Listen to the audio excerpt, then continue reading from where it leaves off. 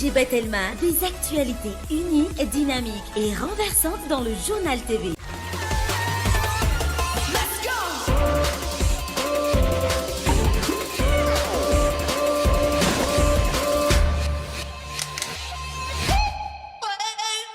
Vous présente Ni Vava.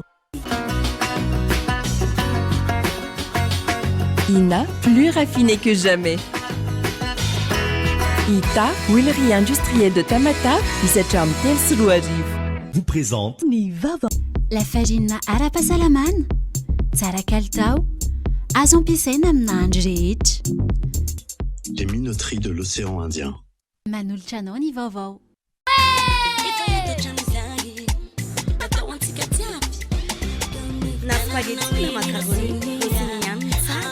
Manolotra anao ny vaovao.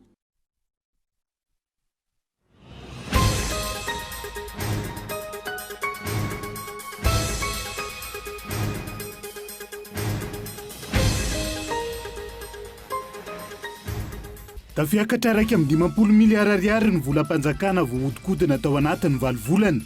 Mitony fanondranana antsokosoko ny harem-pirenena toy ny volamena. Goavana ny faty antoka terak'izay amin'ny teti-bola hampanjakana sy ny fiainam-bahoaka ankapobeny. Miisa 5,000 ireo mpanisa anatanteraka ny fanavaozana tanteraka lisy-pividianana izay nanomboka tamin'ity androany ity. Ahatra 3 volana ny dingana voalohany amin'izay hoy ny teo anivon'ny CENI. 12 taona tsy nahazo ny vola tokony hosotrahany amin'ny fanjakana ny vondrana prakitra araha eo anivon'ny fitsarana. Efa maro ny dingana sy antsoavy nataon'izy ireo nanomboka ny taona 2012 saingy tsy nahita ambaliny hatreto. Misesany fanehoan-kevitra momba ny fanamboarana ny rovana Antananarivo, indrindra ny akora ampiasaina amin'izay. Tsy voaja ny fenitra napetraky ny UNESCO momba io hoy ny mpampianatra mpikaroka tantara eo anivon'ny Université n'Antananarivo. Tsy maintsy hamaliny Koreana avaratra manoloana ny andrana nokleary nataony Etazonia. Araka ny fanehoan-kevitry ny tompona andraiki-panjakana tany an-toerana, nanamafy ankilan'ny tao Pyongyang fa tsy maintsy hanohy ireo andrana nokleary izay nataony. Ny antsiprian'izay.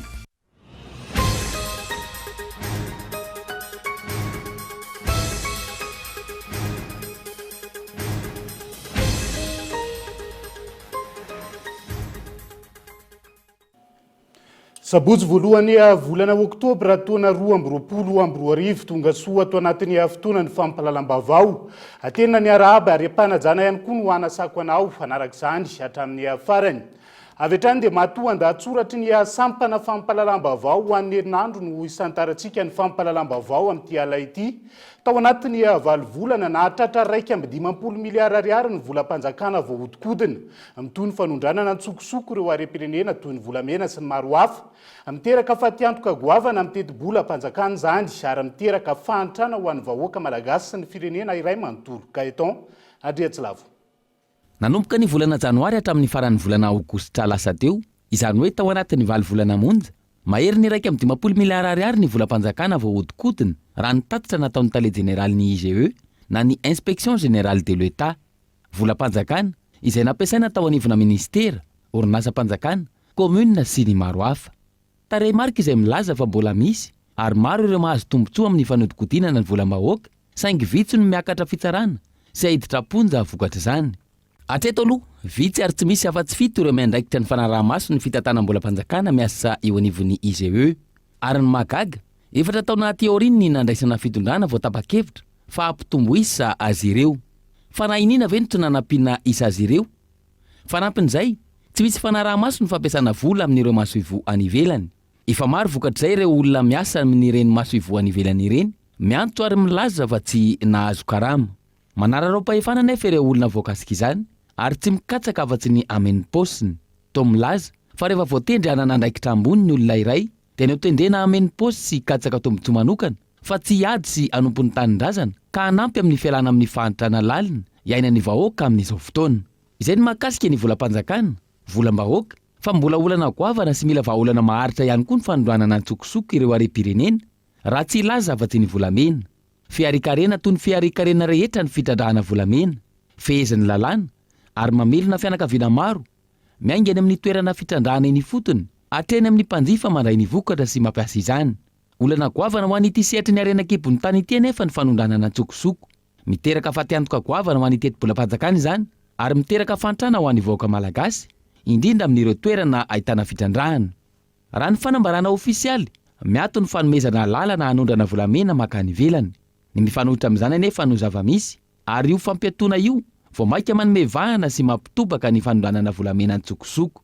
Tahaka ny fiarikarena rehetra misy eto Madagasikara, tsy misy afa-tsy ny fanatsarana ny fomba fiasan'ireo rafitra mpanara-maso sy ny ady entitra amin'ny kolikoly no tokony imasona, ka hiteraka tombotsoa sy fiovana ho an'ny vahoaka sy ny firenena iray manontolo ireo arena ao amin'ireo.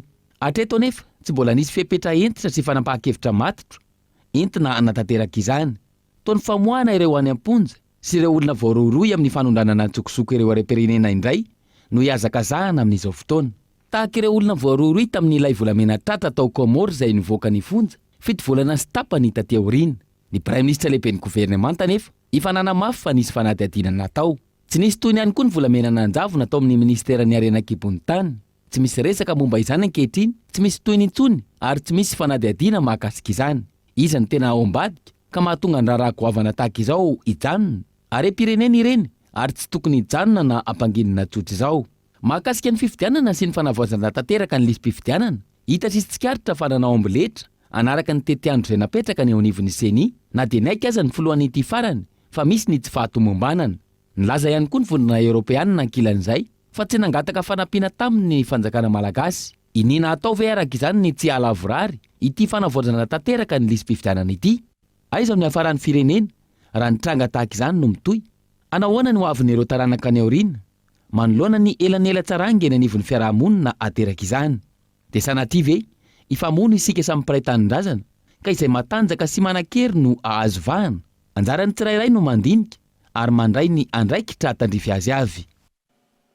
Matoa andatsoratry ny sampana fampalalam-baovao ho an'ny herinandro izay fa nanomboka tamin'ny fomba ofisialy androany ny fanisany ireo mpifidy izay tafiditra ao anatin'ny fanavaozana tanteraka ny lisym-pifidianana eto Madagasikara amin'izao fotoana izao.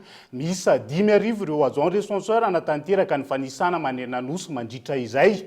Haritra 3 volana ny dingana voalohany amin'ny fanavaozana ny lisym-pifidianana amin'ny alalan'ny fanisana raha nambarany teo anivony seni tamin'ity androany ity. Abraham Randriamanana. No tanterahin'ny androany voalohany volana oktobra ny fanombohana ny asa fanisana ireo mpifidy, tanterahin'ny senina ny vao miramala eo tena misana ny fifidianana. Nateo aza ny tsy fanarahan-dalàna toy ny fisian'ireo agent recenseur izay tsy misoratra anatin'ny lalam-pifidianana tamin'ny 2014 ao tratra valo. Ny avy eo anivon'ny seni izay ny aika io tsy fanarahan-dalàna io ny alaka misy lasa teo. Le asa tao amin'ity refonte ity tsy mitovy amin'ny révision annuelle de liste électorale. Tamin'io zany naselereo fotsiny mahavita an'le asa rehetrarehetra. Fa amin'ity refonte ity tena tsy maintsy misy tansoka, zay tsy tratra io asa io. Dia manampy amin'ny opération de recensement no ataon'le agent recenseur fa zay atotanisy azony avy any dia tsy maintsy validena eo anivon'ny selereo. Indraindray zareo tafaraka ka ny tanjona moa zany fa resika atao tena miaina amin'ny zava-misy atsika eto Antananarivo renivohitra sur les 192 fokontany. Ireo olom-pirenena feno 12 taona manana ny zo hifidy ary manana ny karapanondrom-pirenena no anatanterahana ny fanisana raha nambaran'ny tompon'andraikitra. Mizara telo ny fomba fanisana tao anatin'ny 3 volana manaraka. Eo ny fanisana isan'ny tokantrano izay tanterahin'ny agent recenseur 5,000 manerana ny nosy, ny fisoratana anatiny eny anivon'ny fokontany ary ny guichet unika eny anivon'ny commune. Misy ny fepetra napetraka ny safidianana ireo agent recenseur ireo. Dia misy ny atao hoe approche par objectif arakaraky ny olona voaisany no afana manakarama ny zareo ireo. Dia malalaka zany zareo mandritra ny fotoana zay, fa kosa arakaraky ny olona voaisany zany no anomezana ny tampokarama. Mieritreretina olona manana ny faripahaizana baka no raisina amin'izany dia mba olona avy amin'ny fokontany, avy amin'ny commune na avy amin'ny district anaovana an'le asa fanisana no olona omena tombony amin'ny raisiny anisan'ireny mpanisaka fidy ireny. Tsy izany anefa ny zava-nitranga, olona vahiny ary maro amin'ireo agent recenseur no tsy mahafantatra akory ny fokontany izay anaovan'ny asa nanirahana azy. Antony tsy maintsy araha miasa amin'izy ireo ny tompon'andraikitra iny fotony. Andraikitra mifokotany fandaminana aloha voalohany indrindra satria ireo ankizy vahiny aty amin'ny secteur misy anay aty amin'ny fokotany. Anjaranay zany no mitondra azy ireo manome olombelona hoe iza ny hitarika azy tety an'ilay tokantrano. Satria efa misokatra zany zao ny fokotany na ho an'ny asabotsy na ho an'ny alahady ho an'ireo olona izay tsy mety tratratra mihitsy le tetezindreo agent recenseur ao. Raha ny zava-nisy nandritra ity andro voalohany amin'ny fanisana ny mpifidy ity, niverina ny hidi ny fokotany nisian'ny fanisana nanaovana ny fanadiadiana tao aorian'ny fandalovan'ny tompon'andraikitry ny seny iny maraina teo, tokony ho tamin'ny 10 ora raha nambaran'ireo mponina manodidina. Ny toy ny hidi izany hatramin'ny hariva tamin'ny 3 ora sy sasany nandalovan'ny mpanao gazety eny an-toerana. Raha ny fanazavana voaray anefa ary efa nohamafisin'ny se fokotany teo aloha, misokatra avokoa ny fokotany rehetra mandritra io 3 volana nataterana ny fanavaozana tanteraka ny lisam-pifidianana io na sabotsy na alahady. Raha ny andro voalohany nataterana ity fanavaozana lisam-pifidianana ity no jerena, tsy ampy ny fanaraha-maso sy ny fampiarana ireo fepetranapetraka ahafahana miroso amin'ny fanavaozana. Taon'izany na ho fihetsika ivelany fotsiny ihany ny fanomboana izany androany. Fa manoloana ny fanavaozana tanteraka ny lisitry ny mpifidy izay natomboka tamin'ny fomba ofisialy tamin'ity androany ity, namoaka fanambarana ny antoko tia marina nainga ny olom-pirenena rehetra hisoratra anarana hitaky ny petadrindrina makasika ny lisitry mpifidy mialoha ny famaranana azy tanteraka miantso fanaraha-maso tsy isian'ny fanavakavahana na izay mety tsy ho fanarahan-dalàna anatin'izay ihany koa ny antoko. Ankoatr'izay miantso ny senisy ny fitondram-panjakana ihany koa ny antoko tia fanampanazavana. Ho amin'ny tompony andraikitra ny seny isan'ambaratonga mitonanareo mba hanatotosa izao fanavoazana tanteraka ny lisitry mpifidy izao ao anatin'ny fiandanina sy ny mangarahara tanteraka sy ny ara-dalàna. Miantso anareo mba amela malalaka ireo solotena ny antoko politika eo anivon'ny CLRE anao ny asany amin'ny fanaraha-maso ny fizotry fanavoazana ny lisitry mpifidy rehetra ho anareo tompony andraikimpanjakana rehetra. Miantso manainga ny solotena-panjakana rehetra mba tsy hanao teritery na tsindry ho an'ireo tompony andraikitry ny fokotany na ny district eo amin'ny fanatanterahana ny asan'izy ireo amin'izao fanavoazana ny lisam-pifidianana izao. Eto mpamarana azy dia manainga ny voaka malagasy rehetra mpandray andraikitra manoloana ny raharaham-pirenena tandrefy azy avy mbola mamerina ny antso avo ny amin'ny tokony anaovana ny fiaraha-midinika concertation nationale andraisany rehetra anjara anatsarana io lalàna sy rafitra izay mifeny fifidianana izay misy ankehitriny io. Avalitsika eo izay ako ny fanatanterahana ny fanavaozana tanteraka ny lisam-pifidianana izay fa hitsim-badika vetivety anatin'ny vaovaony toe-karena isika. Ny farany volana febroary 2024 ho avy izao no tapitra ny 5 taona. Ny fanarahana teo amin'ny fanjakana malagasy ny orinasa Rio Tinto QMM mitrandraka fasimainty ao Tolaniaro amin'izao fotoana izao. Mbola tsy fantatra hatreto ny fanavaozam-pifanarahana eo amin'ny orinasa sy ny fanjakana malagasy ny Rio Tinto QMM izay efa manomana fitrandrahana vaovao ao Motamba Mozambique amin'izao fotoana izao. Gaeton Andriatsilavo. Raha ny latoratra navoaka ny Afrika Intelligence Somaly, mihisatra ny fanakalozana sy ny fifandresen-dahatra ny amin'ny tokony anavaozana indray na tsy, ny fifanarahana eo amin'ny fanjakana malagasy sy ny orinasa Rio Tinto QMM mitrandraka fasimainty ao Tolaniaro. Ny fifanarahana voalohany mandritra ny 20 taona izay efa ifarana ny volana febroary 2024 avy izao. Ho fanairana mpitondra fanjakana malagasy, nanapa-kevitra ny anafaingana ny tetikasa Mozambicain Motamba Mineral Sands ny Rio Tinto ary nikasany anomboka izany amin'ny fiandohan'ny taona 2024. Mamarana ny fametrahana fotodrafitrasa amina velara-tany manodidina ny 500 hektara ao Mozambika izay nampiasana vola hatrany amin'ny $10,000 ny tompony andraikitra. Izany hoe mandefa afatra ho an'ny mpitondra fanjakana malagasy ireo mpitantana ny Rio Tinto na eo aza ny filazana fa nampiasa vola hatramin'ny $1 miliara teto Madagasikara. Tamin'ny alalan'ny QMM izy ireo nanomboka ny taona 2019. Mety hiala ny QMM izay an'ny fanjakana malagasy ny 20% araka izany Rio Tinto na dia efa hita fa betsaka kokoa ny fasimainty ao Tolaniaro raha mita amin'ilay fitrandrahana izay atomboka ao Motamba, Mozambika. Raha ny fanazavana, ny fiandohan'ny taona 2024 no natomboka ny fijerena ny fanarahana teo amin'ny fanjakana malagasy tamin'ny alalan'ny ministeran'ny Arenan-kibon'ny-tany sy ny Rio Tinto, saingy hatreto tsy nahitana marimaritra iraisana. Maniry hampiakatra ny aba izay noraisina nanomboka ny taona 7 ny fanjakana malagasy. Mitaky mafy ny ampiarana ny lalàna mifehy ny Arenan-kibon'ny-tany ny taona 5 ao amin'ny QMM ny ministra Oliviera Kotomalala, izay tsy mifanaraka amin'ny fifanarahana natao mifandraika amin'ny tetikasa ny taona 17 izay daty talohan'ny io lalàna mifehy ny Arenan-kibon'ny-tany voalaza io. Ahafahana mamaly ny entaentana, mialokaloka ao ambadika ireo zava-misy eny fotony ny fanjakana malagasy. Isan'izany ohatra ny trangakorotana tany Taolagnaro, mahakasika ny falotoany rano ny volana Febroary 2024 ho lasa teo. Araka ny fitakiana, efa nisy ny audit ny mahaleotena natao raha ny fanazavana. Efa nisy ihany koa ny fitsiriana ny rano natao tao amin'ny labosimy Madagasikara. Tatitra roa ny navoaka, saingy ninitsy namoaka izany ny ministry ny Arenan-kibon'ny-tany teo aloha raha vokatra vidiny avo, izay ministry ny rano, fidiovana sy ny fanadiovana amin'izao fotoana. Ankilany, mikasana vao ny fifanarahana ny mpitantana ny orinasa QMM, izay tohanan'ny filohan'ny filan-kevim-pitantanana. Maniry ihany koa izy ireo ny hanokatra sity vaovao, ka ny taona 2024 no ifarana ny famokarana. Olana iray mbola ao anatin'ny sehatry ny fitrandrahana Arenan-kibon'ny-tany amin'izao fotoana izao ihany koa ny mombiny, fa 19 taona izao no tsy nisitraka ny vola tokony harotsaka ny fanjakana ho azy ireo ny vondrona Prak-Drara eo anivony fitsarana hoy ny filohan'ny syndicat ny greffier eto Madagasikara.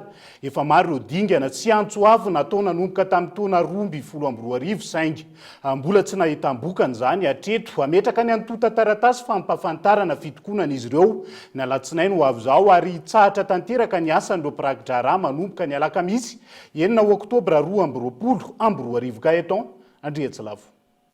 Tamin'ny taona 2024 ireo Prak-Drara eo anivon'ny fitsarana no tsy nisitraka intsony ny versement au corps existant voalaza ao amin'ny didim-pitondrana 2024 tsipika 7.7 voarakitra anatin'izany ny rafitra 4 izay mamaritra ny vola sitrahan'ireo Prak-Drara mifanaraka amin'ny diplôma ananany.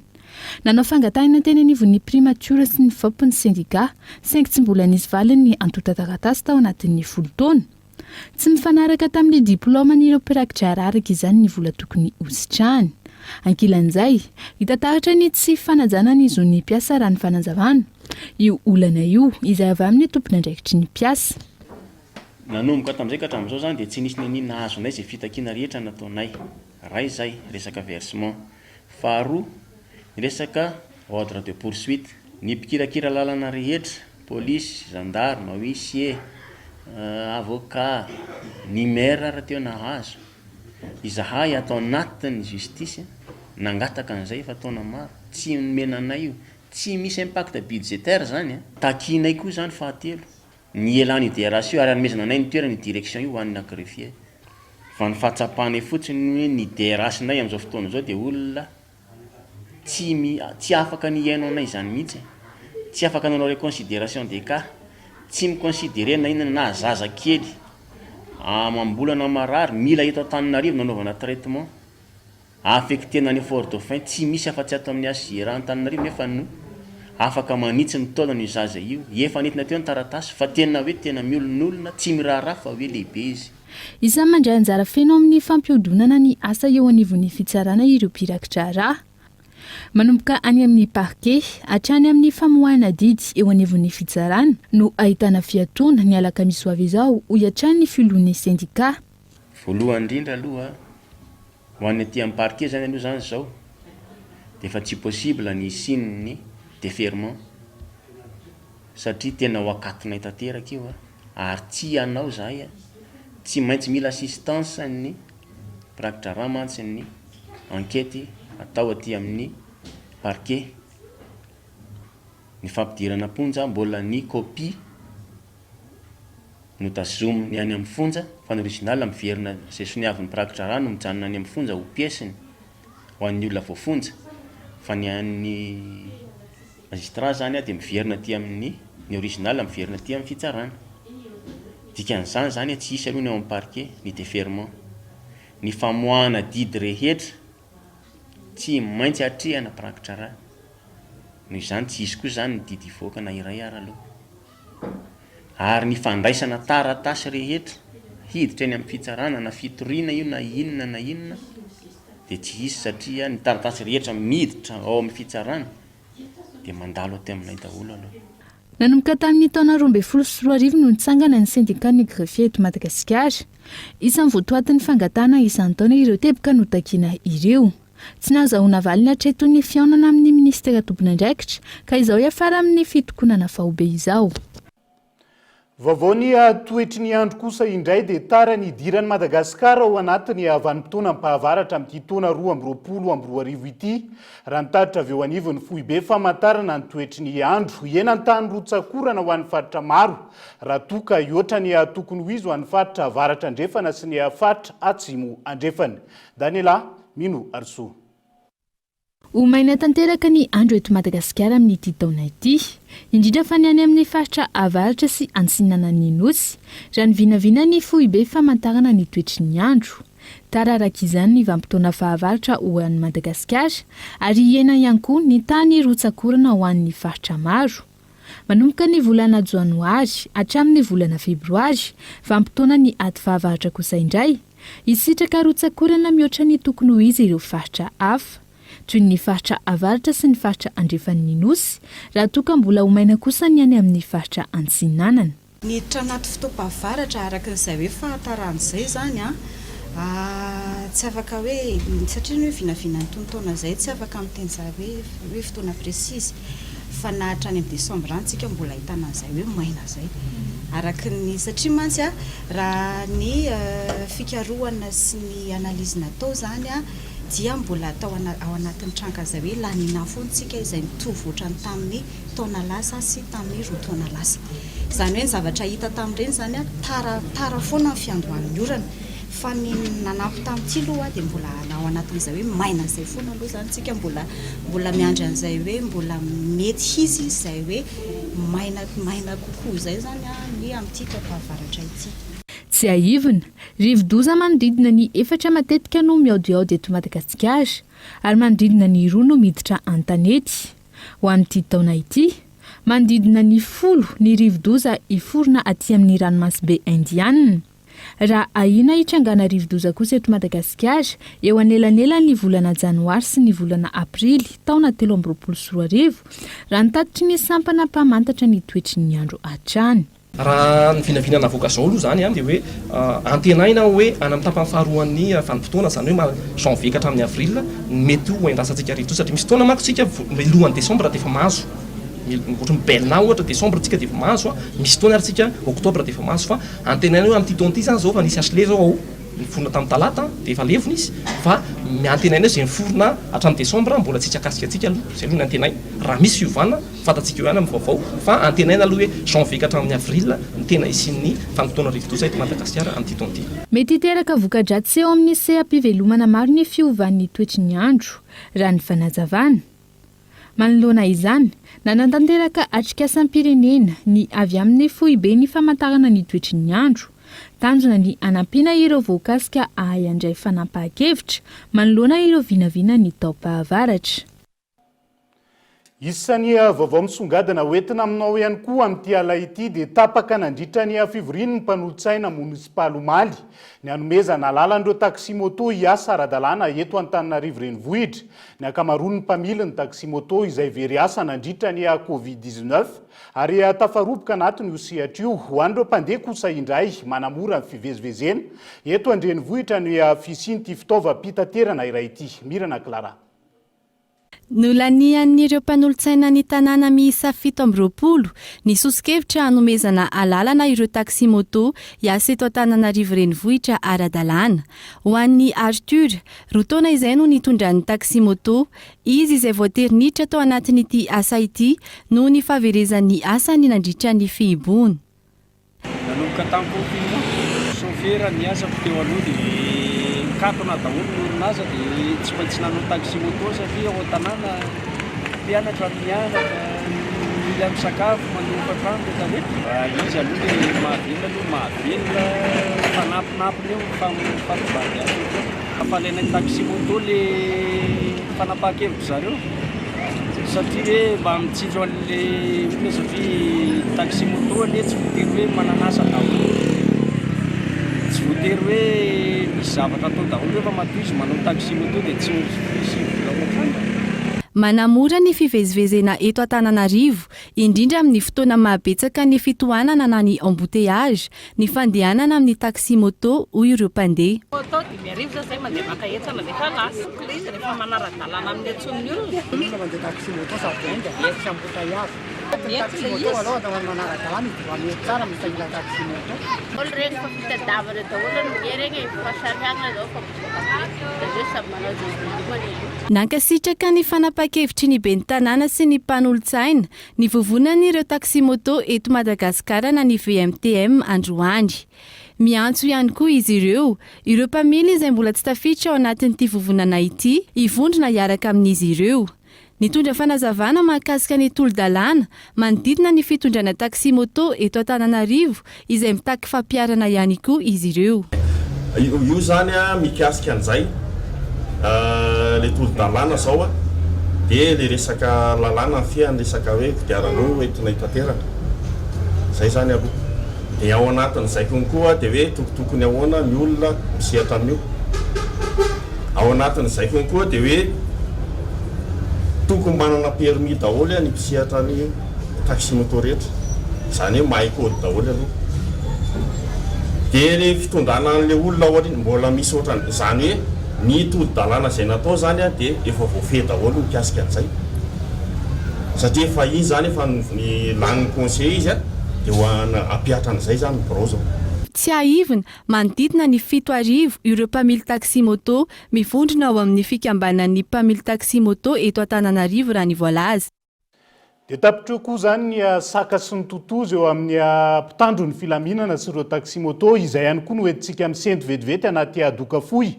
Ny toy andresabe mandeha momba ny fanamboarana ny rovana Antananarivo amin'izao fotoana izay nitondrany ny mpampianatra mpikaroka tantara iray ny fomba fijery no hoan'ny androany, io ihany koa ny mahakasika ny vente en ligne izay sehatra tokony hivelatra kanefa mbola tsy misy ny lalàna handrindrana azy atreto. Rehefa avy eo no anarantsika izay.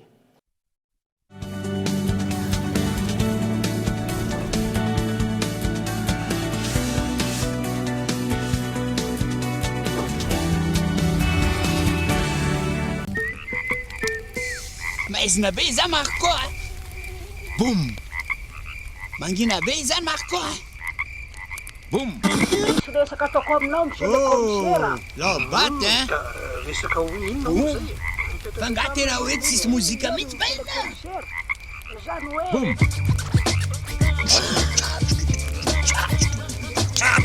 vaovao balika boum fitaovana mandeha amin'ny herin'ny masoandro misy jiro entanana efa miaraka amin'ny radio sy MP3 ary afaka mamahana finday manomboka amin'ny 900 ariary monja isan'andro mandra-pahaveninao ny vidiny manontolo. Balika mamiratra no avika. Ina dia vita amin'ny soja voafantina mba hampatsiro ireo karazan-tsakafo karakarainao. Ny menaka Ina dia ahitana oméga 3 sy oméga 6 ary ara-pahasalamana no notrikaina entin'ny soja.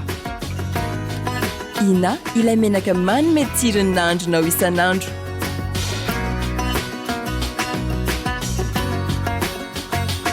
Ina, plus raffiné que jamais. Ita, huilerie industrielle de Tamatave, misatra amin'ny telo sy roa arivo.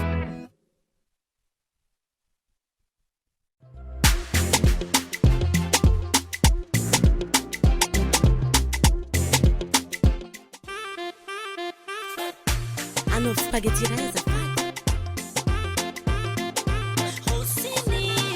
Rossini ihany ny tsara io.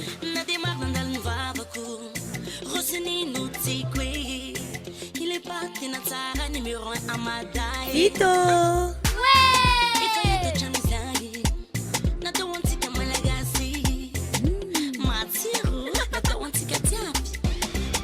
Na spaghetti na macaroni, Rossini ihany ny tsara.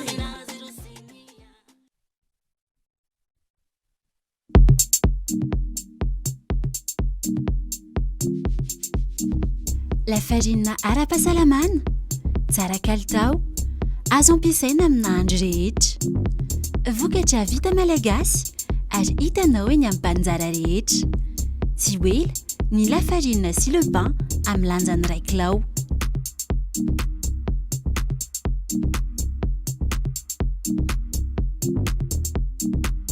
Les minoteries de l'océan Indien.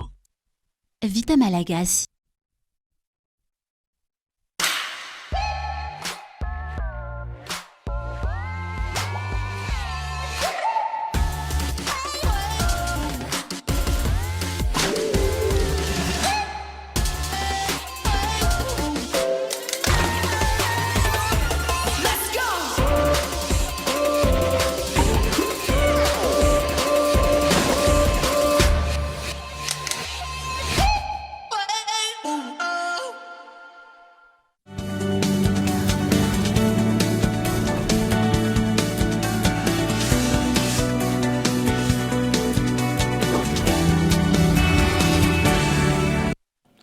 Mamenina ny araba trano tonga soa ato anatin'ny tapany faharoa amin'ny fampalalam-baovao amin'ity ala ity. Nanao sesilany ny hafanio-kevitra momba ny fanamboarana ny rovana Antananarivo sy ireo ankora ampiasaina entina hanatanterahana izany. Ho an'ny ala Iniriko Alexandre Denis, mpampianatra mpikaroka tantara eny anivon'ny Universitena Antananarivo, tsy voaja ny fenitra napetraky ny UNESCO araka ny tafany fanaovany tamin'ny mpanao gazetiny Kolo. Alexandre Denis Lainirico, mpahay tantara, mpampianatra mpikaroka ety amin'ny Anjerimanontolo, isan'ny nalaza tamin'ity herinandro ity ny fanamboarana ny rova eny Manjakamiadana. Manao ahoana aloha ny idirantsika amin'izay fanamboarana niteraka resabe izay, inavy moa no amaritana, ohatran'ny hoe famaritana n'ity rova ity araky ny UNESCO mavaka azy sy amin'ny lanjany teo amin'ny kolotsaina sy ny tantaran'ny Madagasikara. Misaotra anareo amin'izao fandaharana izao, ny atao hoe rova dia toerana kokoa izy io ary indraindray moa tsy manavaka tsika hoe rova lapa, misy miteny hoe rovan'ny Manjakamiadana. Lapa kokoa Manjakamiadana fa ny rova dia ilay toerana. Ary eo amin'ny Malagasy dia zavatra lehibe ny rova satria toerana misy ny mpanjaka. Ary mazana misy zavatra maromaro hita rehefa rova no tenenina, ohatra hoe ny aviavy, misy hazo zany io, hazon'andriana. Ary izay ny ahafantarana azy hoe rova. Ary ny mahazava-dehibe azy rehefa misy mpanjaka ny eo dia mpanjaka teo amin'ny tantarany eo amin'ny Malagasy dia atao hoe Andriamanitra hita maso, Dieu visible hoy izao fiteny azy. Ary amin'ny toerana misy ny andriana azy zay dia masina ny rova, manana ny asiny izy. Ary io anie tsy ny rova amin'ny lafiny ankapobeny, tsy hoe apetrapetraka fotsiny. Misy fombafomba, misy kolotsaina ao anatin'ny fametrahana ny atao hoe rova. Ary misy soatoavina be dehibe. Aryamijery ny rovan'ny Antananarivo sika dia manaja an'izay soatoavina malagasy zay nametrahana an'io rova io ary nananganana an'ireo lapy ireo. Raha tenintsika ohatra hoe manampisoa ohatra, efa tamin'ny satria manampisoa zao ny resaka io anie fantatritsika tsara hoe ny anglisy no nanao ny tao-trano hoe William Poole, ary James Cameron no nanao ny nanamboatra azy rehefa avy eo cottage izy io, zany hoe sary toetra architecte inona moa sy karazana trano avy any Angleterre ny tena marina, ary ny vahiny nametrametraka an'ilay sary. Fa saingy kosa najaina ilay soatoavina malagasy tamin'ny nanamboarana azy. Ny malagasy tsy miaina ao anatiny zavatra maty, ny velona miaina ao anaty zavatra velona. Dia namboarina tamin'ny hazo ny lapa tamin'izany na efa fantatra ary ny fampiasana borika sy ny vato. Araka izany dia manana ny asiny ny vakoka tahaka itony rova itony, misy ny fanamboarana ankehitriny voahaja ve ireo asina sy ny soatoavina vakoka ny rova izay. Io somary mahagaga kely ihany satria nahita ihany le resaka ny fanaovana mikasika an'io fanamboarana indray ireo lapy ireo. Ny somary mahagaga dia hoe noho ny resaka hoe sao de may indray izy na resaka hoe bibikely.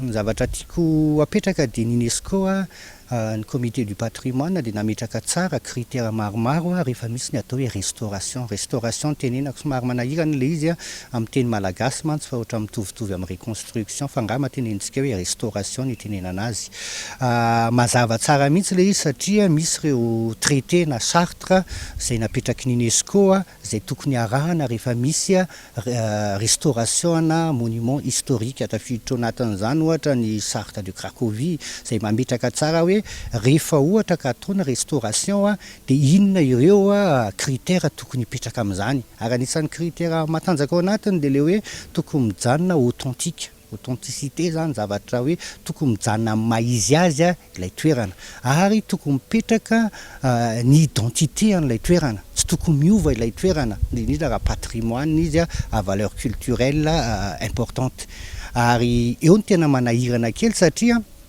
io anie azo eritreretina foana hoe teknika moderne misy amin'izao zany hoe afaka raha hanao restauration tsika dia mila mieritreritra hoe inona ny zavatra azontsika atao ampiasaina ny teknika moderne ny zava-misy eny amin'ny lapany rolapa eny amin'ny rovany Antananarivo mbola ananantsika ilay teknika ary tsika tafiditra ao anatin'ny patrimoine de l'humanité anie ny fahaizany zafy-maniry mampiasa hazo dia inona moa no tadiavantsika teknika hafa nefa mbola ananantsika ilay teknika tadio tsara fa tafiditra ao anatin'ny soatoavina ao anatin'ny kolotsaina ny fahaizana manamboatra ary ambola ananantsika ilay fahaizana ary tafiditra ao anatin'ny vakoka koa zany noho izany tsy hitako mihitsy hoe inona no akana teknika hafa akana béton akana vy anamboarana indray ilay lapa ary tadio tsara fa tafiditra ao anatin'izay traité any Cracovie zay hoe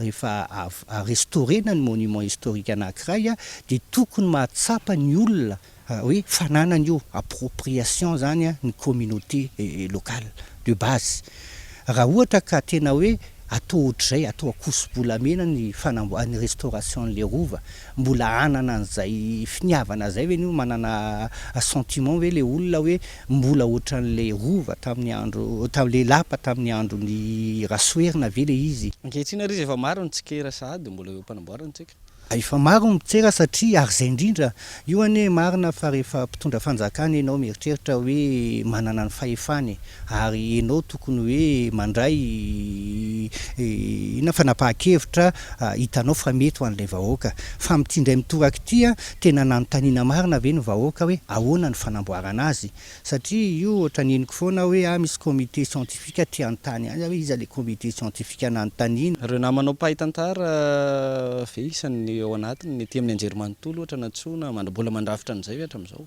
za aloha za tenako manokany tsy ao anatiny fantatro ihany hoe nisy tamin'ny resaka rova nisy ihany ny pahitantara ohatrany hoe tao anatiny fa rehefa taty ariana ry zareo namako aloha ny teniteny hoe tsy dia nanontaniana ny heviny na marimarina kokoa na tamin'ny fotoanandro ary nanontaniana ny heviny ohatrany tsy narana angamba ny heviny aveo moa sarotra be tena mahafantatra hoe ahoana ny zavatra nisy tao fa na izany naty zany araka ny fahafantarako azy reo olona reo rehefa nanontaniana dia niteny hoe ohatr'izao ny zavatra tokony ho atao raha manao restauration isika atao arinan'izay tena narana ve ny teny ny zavatra hafa indray zay fa eo fotsiny anie mahagaga an'le izy manana olona tsika eto Madagasikara tsy vahiny akory fa eto Madagasikara zay mahafantatra tsara hoe raha ohatra ka hanao restauration na monument historique tsika dia izao ny fomba fanao ary mahafantatra tsara nyreo pitsopitsony rehetrarehetra any amin'ny resaka traité internationaux mikasika ny resaka kolotsaina sy resaka rénovation mahagaga fotsiny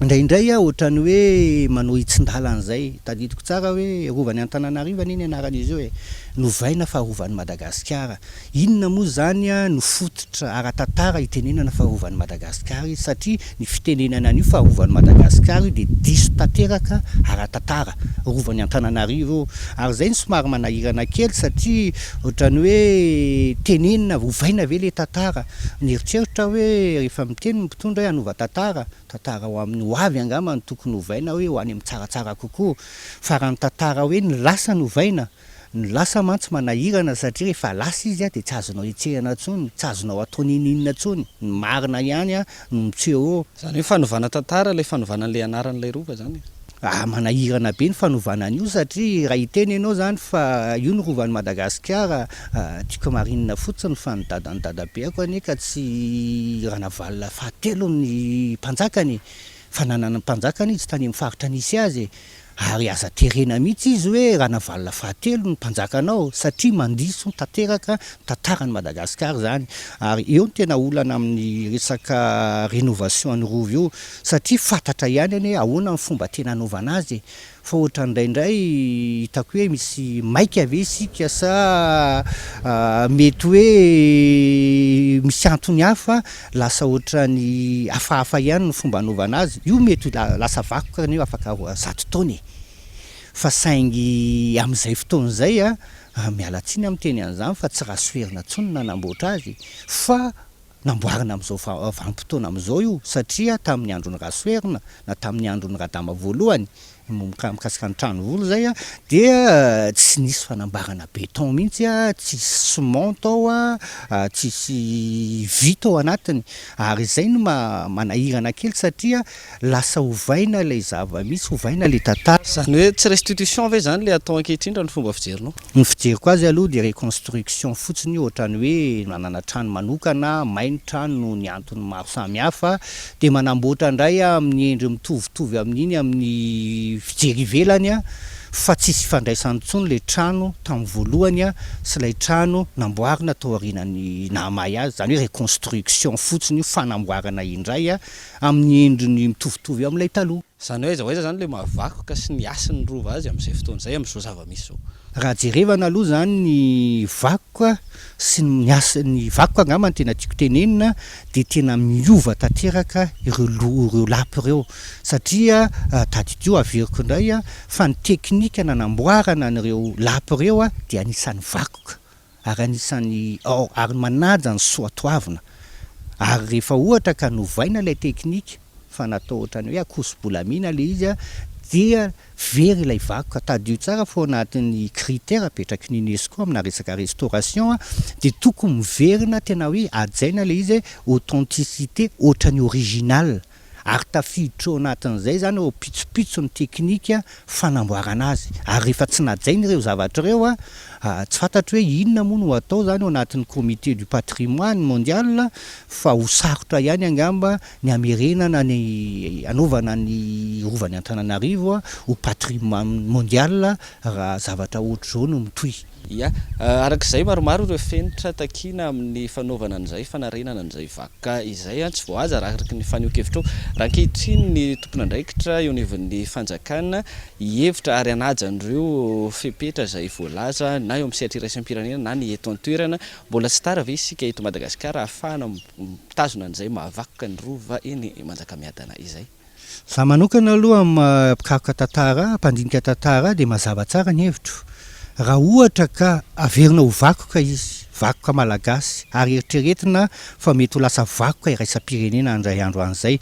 tokony ho averina amin'ny endriny taloha miaraka amin'ireo fomba fanamboarana azy ohatrany taloha satria ry fomba fanamboarana azy le teknika fanamboarana azy mihitsy de mbola tsy very fa mbola ananany malagasy mbola tsy tara vera zao ny anao an'izay za mieritreritra fa tsy tara foana fa ny tena zava-dehibe de hoe manana an'ilay volonté ve tsika manana le finiavana ara-politika indrindra hitenenana hoe tsy nety iny fa ndao tsika hanao zavatra tena manaraka ny fenitra satria malaza moa zao ny fiteny manara-penitra fa miala tsiny amin'ny teny hoe raha ny restauration aloha ny tenenina mikasika ny rovan'ny Antananarivo de tsy manaraka ny fenitra na anatiny ho antsika malagasy na amin'ny raisam-pirenena fa raha ohatra ka hoe averina indray lay zavatra ary averina ohatra ny tena nahavakoka azy de mino fa azo atao tsara le izy raha misy ilay finiavana anao an'izay fanohizantsika ny fampalalam-bavao amin'ity ala ity dia tokony isy didy amandalana ifeny fanaovana vatra amin'ny internet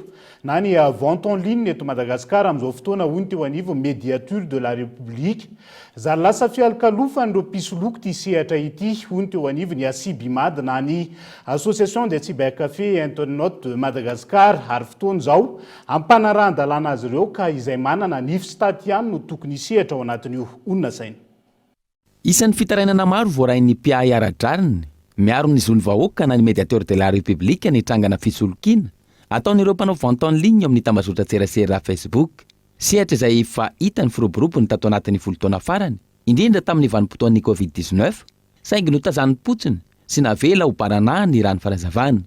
Ity sehatra ity izay mety hanimba ny toe-karena raha tsy misy ny fandraisana andraikitra hoy ny médiateur de la république. Misy zavatra tokony hojerena akaiky araingana dia eo amin'ity resaka firoborobon'ny varotra amin'ny alalan'ny Facebook satria manomboka miainga ny fitarainan'ny olom-pirenena ny amin'ny hoe tsy fanojon'ny tolotra sy ny tinady rehefa tonga le fotoana iona amin'le vente en ligne zany izay mila fehezana amin'ny alalan'ny didy aman-dalàna mba apazava ny fitsipy-dalao mba tsy hatonga n'le olom-pirenena ho victime ary zay dia miteraka fampandrosoana zay raha voafeh fa miteraka fahavoazana ho an'ny olom-pirenena raha tsy voafeh. Tamin'ny fotoan'ny Covid-19 no efa tokony nananarotana nampidirana ireo mpisehatra ao anatin'ny rafitra ara-dalàna sy manara-drafitra raha ny fanazavana. Ho an'ny ACIBIMAD na ny Association des cybercafés internautes de Madagascar tokony atao lara-pahamehana ny fampanaran-dalàna ireo mpanao vente en ligne ahafahana manatsara ny toe-karem-pirenena fa ihany koa miaro ny mpanjifa amin'ny endrika fisolokiana isan-karazany. Misy sehatra asa be da be tafiditra anatin'io vente en ligne io aloha izy andeha fa zao mila atao norme mila atao ara-dalàna tsara ny fanaovana an'ilay vente en ligne. Ny tena olana an'ilay vente en ligne dia hialokalofa ny mpisoloky. Tokony olona manana patente sy nify aloha zany manao vente amina firenena anankiray dia afaka jeren'ny fanjakana izay zavatra izay hoe ahoana ny fomba ilégalisena an'ilay izy officialisena an'ilay izy eto amin'ny tany sy ny firenena malagasy. Mandralasa mamono ny hafa mantsy satria ao misy manana patente ao misy tsy manana. Eto zany dia manome hafatra ho an'ny olona izay mpividy vente en ligne zany isany. Rehefa mividy zavatra amin'ny vente en ligne isika dia tsotra be ny anaovana anazy. Olona misy boutique na olona manana showroom ka afaka manao vente en ligne hividianantsika zavatra. Paiement koa tsy tokony manao paiement isika raha tsy ohatra hoe hitantsika ny entana. Raha ohatra zany ka tsy manana showroom le olona dia tsotra be ny anaovana anazy asevo manantona izy dia jerenareo le entana dia rehefa hitanareo le entana dia iny rehefa avy eo no anaovanareo paiement dia tsy asiana frais izy amin'izay fotoana izay. Ho an'ny eto Antananarivo renivohitra manodidina ny ray faingo dimy tapitisa ireo olona mikirakira Facebook araky ny antotanisa avy amin'ny fikamanana misehatra amin'ny tambazotra tserasera eto amintsika. Ampahazo vahana hatrany ny sehatry ny tsy manara-dalàna, ny tsy fandraisan'ny fanjakana sy ny fahefana mpanao lalàna andraikitra amin'ity varotra amin'ny internet ity hoy hatrany ny fanazavana. Sehatra miroborobo araka izany ny vente en ligne saingy mila mipetraka izay lalàn'izay satria ny mpanjifa foana no tratra farany ao anatin'io. Isan'ny efa fomba fiteny lasa mahazatra ao anatin'izay mantsy ny hoe entana hafa ny nafarana hafa ny tonga. Vaovao ny fampianarana kosa indray dia mpampianatra voaray ho mpiasam-panjakana ao amin'ny Draine na Moromania. Sisy koa manandrina miisa 740 no tsy maintsy nandoha vola 3 alina hikarakarana ny antota taratasy andraisana azy ireo ho mpiasam-panjakana ireo mpampianatra frama ireo izay tafiditra amin'ny andiany fasivy ao amin'ny faripadidy mpampianarana manandrina fity nokolona. Nanaitra maony nahita ity taratasy fanaovan-tsony izay nataon'ireo mpampianatra voaray ho mpiasam-panjakana ao amin'ny faripadidy mpampianarana manandrina. Lela vola 3 alina ariary isaky ny mpampianatra no tsy maintsy naloha amin'ny fikarakarana izany. Antonta taratasy izay idirana ho mpiasam-panjakana raha ny hita ao amin'ny fifanarahana. Mpampianatra miisa 720 no nifanaraka tamin'izany izay mivondrona ao amin'ny Draine Moromania Sisco manandrina. Raha ny fantatra tsy tokony hisy ny vola aloha amin'ny fikirakirana ny taratasy-panjakana. Mampamindram-panontaniana araka izany manoloana io fifanarahana io ny momba ny vola izay tsy maintsy ho alohan'ny mpampianatra voaray ho mpiasam-panjakana ireo. Tsy ahivina hatrany fa tsy voasamba no nahitana tranga tahaka izao eto amin'itsika raha tsy nilaza fa tsy nitao asoavinandrina. Endrika kolikoly ary mifanohitra tanteraka amin'ny voalaza fa tsy andoavam-bola ny tranga tahaka izao ka anarana ny tompon'andraikitra rehetra hijery sy anolotra vahaolana. Ny fotoana tahaka izao ihany koa no anararotana ireo mpiasam-panjakana sasany fakana vola amin'ireo mpampianatra izay efa mitaraina noho ny karama tsy ampy ka tokony andraisana fepetra. Fandro iraisam-pirenena ho an'ny kafe ny voalohan'ny volana oktobra. Tafiditra ao anatin'ny andavanandrom-piainany ankamaroany malagasy ny fisotroana ny kafe. Malamy mihoatra ny 10,00 hividianan'izay isan'andro ireo mpisotro kafe. Izay nanaovana fanadihadiana tamin'ity androany ity. Mirana Clara. Betsaka ny malagasy no manana fahazarana misotro kafe isan'andro. Eto Andrenivohitra, tsy voatery hamonjy toeram-pisotroana kafe ny ankamaroany maro. Efa misy ireo mivarotra kafe mandehandeha. Manodidina ny 10,00 no mihoatra ny vola lanin'ny mpisotro kafe isan'andro raha ny voalaza. Dia rehefa sakafo amin'ny atoandro, dia rehefa harivan'izay amin'ny telo, dia rehefa mody malemilemy, tsy mahavita asa. Efatra ny fara-fakely, 2,000 ariary isan'andro. Tsy maintsy misotro aloha maraina sera tany fara-fakely. Dia miforona aloha amin'ny tanjaka amin'ny misotro. Misy fitekeny amin'ny vatana ao izy lasa malevadevaka izany aloha. Eto Madagasikara, ny faritry Vatovavy-Fitovinany no ahitana vokatra kafe betsaka indrindra. 700 ka hatramin'ny 570 isanjato ny vokatra kafe eto amin'itsika no vokarin'ity faritra ity. Fa olona manana fahasembanana 420 no nisitraka fampitaovana avy amin'ny tetikasa miaro tao amin'ny faritra Vakinankaratra. Tanjony tetikasa ny fampananana asa ireo olona manana fahasembanana tonga azy ireo aleo tena sy tsy ho vesatra eny anivony fiarahamonina. Mitoetra ny fanampiana sy ny fanatsarana ny farim-piainana ireo olona manana fahasembanana izay ataony tetikasa miary eto amin'ny faritra Vakinankaratra. Arak'izany dia olona manana fahasembanana enina indray no sitraka fampitaovana entina miasa amin'ny asa fiariana, fambolena sy fiompiana izay vatsiny ny CBM vola. Valmenada kosa no tolorana fitaovana fanamorana fivezivezena eo amin'ny tontolon'ny asa izay ataony. Tanjony tetikasa ny fampananana asa ireo olona manana fahasembanana ahatonga azy makany amin'ny fizakantena ary tsy ho vesatra intsony eo anivon'ny fiarahamonina misy azy. Ny antony manokana dia efa ao anatin'ny programan'ny tetikasa manana fitaovana ho an'ireo nahatsangana tetikasa ka manana business plan izany dia rehefa nijerena dia tetikasa mendrika sy afaka tanterany ary ampivoatra ny farim-piainana izany ilay izy. Dia ny anankiray koa efa ao anatin'ny programan'ny tetikasa miaro isaky ny 3 volana ihany koa ny fanolorana fitaovana fanamorana ny fivezivezena ho an'ireo olona manana fahasembanana efa miasa anivon'ny orinasa. Mety misy tsy fahombiazana ho hiatrano ireo tompony andraikitra saingy ezahan'ny tetikasa ny manarina izay lesoka mety mahatonga izany amin'ny alalan'ny fanaraha-maso izay ataony ireo mpiasa eo anivon'ny tetikasa mba hahafahan'izy ireo mivelatra kokoa eo amin'ny asa fiariana izay ataony. Tahaka ny zavatra rehetrarehetra tao mety misy ny mahomby, misy ny tsy mahomby. Ny anton'ilay tsy mampahomby koa mety antony isan-karazany, mety hoe avy amin'ny tenany manokana ve, mety avy amin'ny zava-misy eto amin'ny firenena, mety noho ny amin'ny tsy fahasalamana. Be dia be zany ny antony mety hoe tsy mampahomby indraindray, fa rehefa misy koa ohatray dia mbola afaka jeren'ny tetikasa miary ihany izy aoriana ny fanaraha-maso izay tanterahan'ny ekipan'ny tetikasa miary. Ho an'ny asa fiompiana dia izay moa zany manana an'ireo hoe incubateur izay niarana nangana an'ilay business plan ho an'ireo mpisitrak' ireo. Dia ireo incubateur ireo no manao ny asa fanaraha-maso amin'ny lalan'ny fitsidihana eny toerana zany mikasika ny fitantanana fitaovana sy ny fandrosoan'ny asa fiariana. Tsy ho azy tsireo ihany fa misy indray koa ireo le hoe job placeur indray miandraikitra ny fampidirana ny olona miasa izay nahitan'ireo olona manana fahasembanana hoe tokony notolorana fitaovana fanamorana ny fivezivezen'ireo dia izy ireo koa no manara-maso eny anivon'ny orinasa an'ireny olona notolorana fitaovana ireny. Arak'izany dia efa marobe ireo olona manana fahasembanana eto Vakinankaratra no nisitraka fampitaovana avy amin'ny tetikasa miary ary mbola mitohy hatrany izany mandraka ankehitriny. Avy any Antsirabe isika dia andao hiazakazaka vetivety any Toliara ao anatiny dia trangam-piarahamonina iray ity. Nisy honatrangana fanafihana amin'ny tampiadiana ny tao Ankoronga, commune Betsinjaka, district any Toliara ny maraina teo. Nalain'ireo jolahan-kery ny zazalahy iray 12 taona ary nidoran'ireo dahalo ny trano telotafo taorian'izay Kolo Toliara.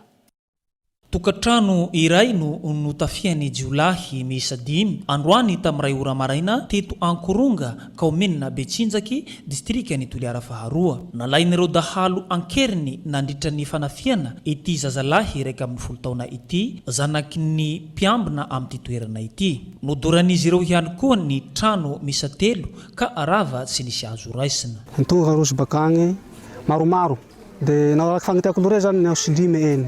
dia sasa amin'izay roa telo niary mba handrefa ao roa niary atignana ny fahatrevakondrozy azy ny mpatignana reo lavy le nagnoro tragno baka aty voalohany le nagnoro faharoa nagnoro fahatelo miakatsy amin'izay aho fa mahitaka amin'izay lomay lasa amin'izay aho nikoko azo lavagna agnaty tana agnaty lakoro agny mitoro amin'izay zaza toy nafa nandika salala godoroe roy mba ao baba fa maty ndesin zalahery antagna ty zalahery roa raiky atoa le fahalimy zalahery amin'izay misery amin'izay mitoraka amin'izay zaho lomay le raiky amin'izay misery ny madamoko amin'izay amin'ny mesaka mikoko tsy ho maty zany le madamoko mamy ty ay rava amin'izay le hazo lava amin'izay atoa fa nahare zanako toy mitoro eo aho nagniny zanako agny amin'izay izy ahay ankaiky vovo reo amin'izay nipolo amin'izay zalahy raiky nanday basy toy nanday basy zalahy raiky eo miregna hoe tsy maty mipody zahay zay amin'izay lomay ndraiky nagnaraky sasany manday ajato ire lasa ndraiky zahay mbeo tafiditsy amin'izay agnaty asendrebe eo ao la ao amin'izay ajato amin'izay nipurity-ndrozy amin'izay nanjandrozy vavany sy nikofoky sasy ay tasako namako re amin'izay atzay fa maty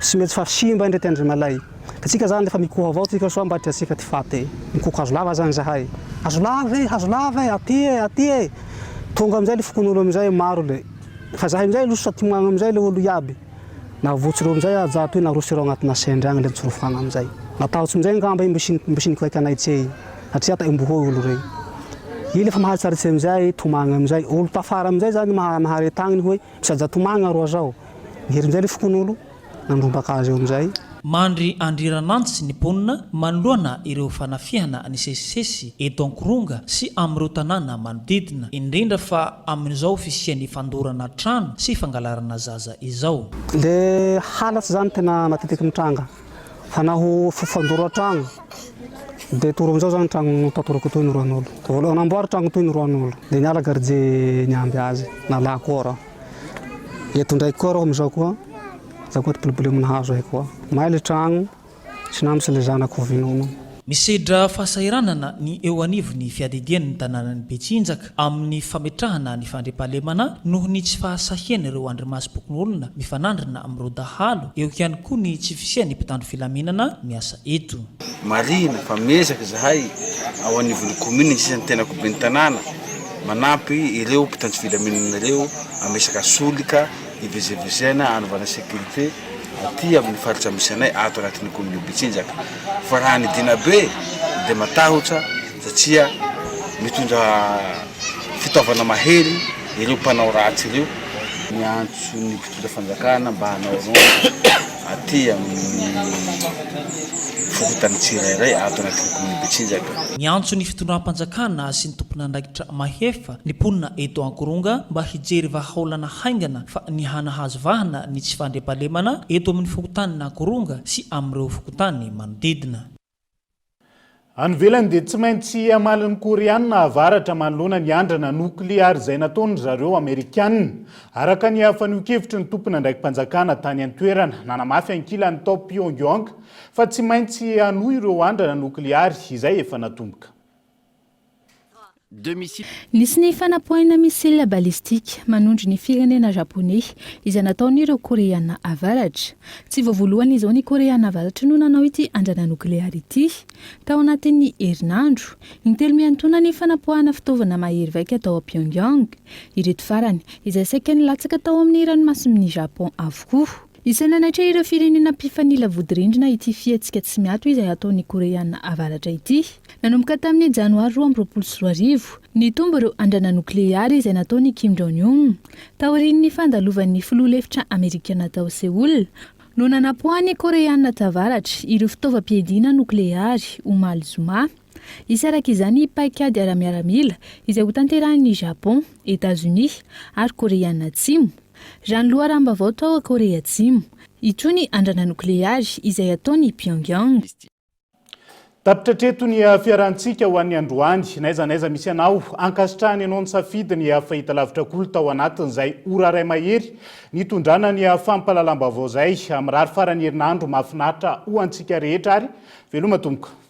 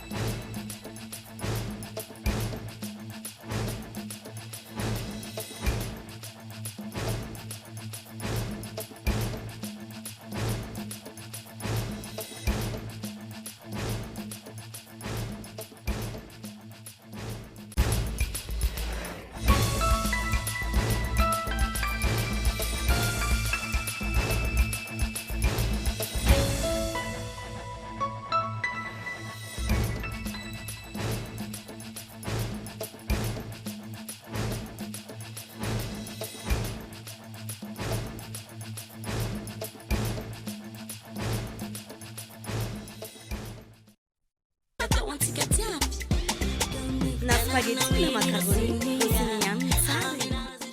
vous a présenté ni vavao.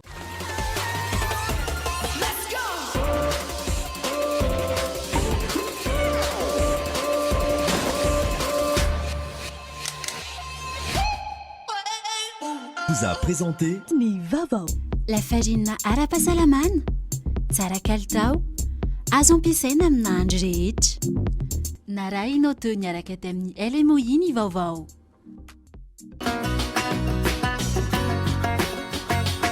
INA, plus raffiné que jamais.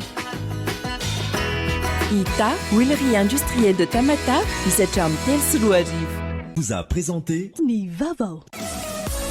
5G Batelma, des actualités uniques, dynamiques et renversantes dans le journal TV.